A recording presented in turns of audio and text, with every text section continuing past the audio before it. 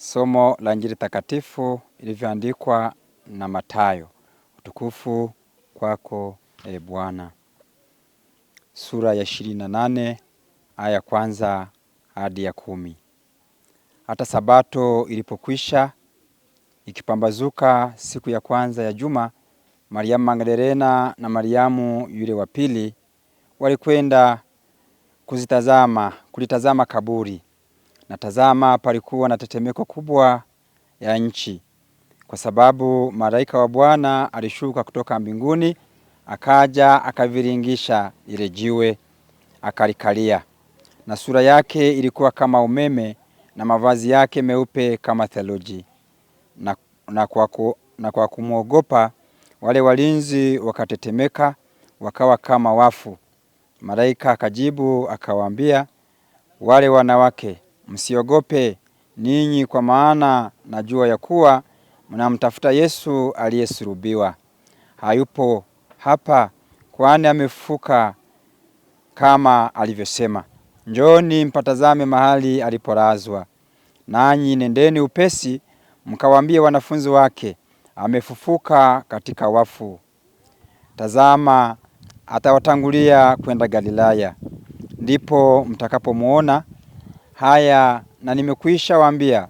Wakaondoka upesi kutoka kaburini kwa hofu na furaha nyingi, wakaenda mbio, akawapasha wanafunzi wake habari. Na tazama, Yesu akakutana nao akisema, salamu. Wakakaribia, wakamshika miguu, wakamsujudia. Kisha Yesu akawaambia, msiogope, enendeni mkawaambie ndugu zangu waende Galilaya, ndiko watakaponiona. Neno la Bwana.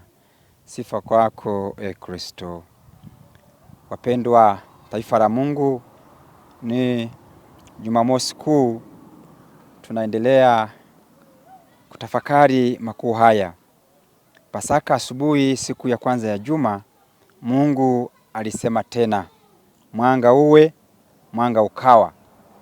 Usiku kwenye bustani ya Getsemani, giza la mateso ya Yesu na kifo, usiku wa kaburi, vyote vilikuwa vimepita.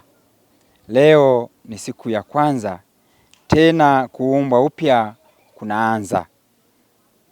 Yesu ni mwanga, alifufuka kwenye giza kuonesha kuwa ni mwanga unaoweza kufukuza giza. Yesu alifufuka kutoka wafu. Uzima una nguvu zaidi ya kifo.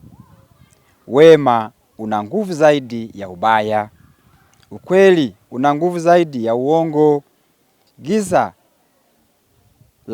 la siku zilizopita linafukuzwa na Kristo anapofufuka. Anatuingiza katika mwanga. Tunapewa changamoto ya kuishi somo la mwanga.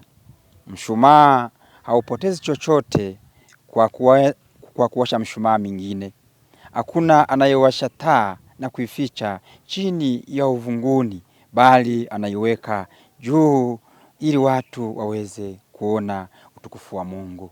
Tumuombe Kristo mfufuka aweze kutufanya daima tuwe mwanga wake, tuweze kuwa mshumaa unaowaka, tujitoe kwa ajili ya wengine. Tumsifu Yesu Kristo.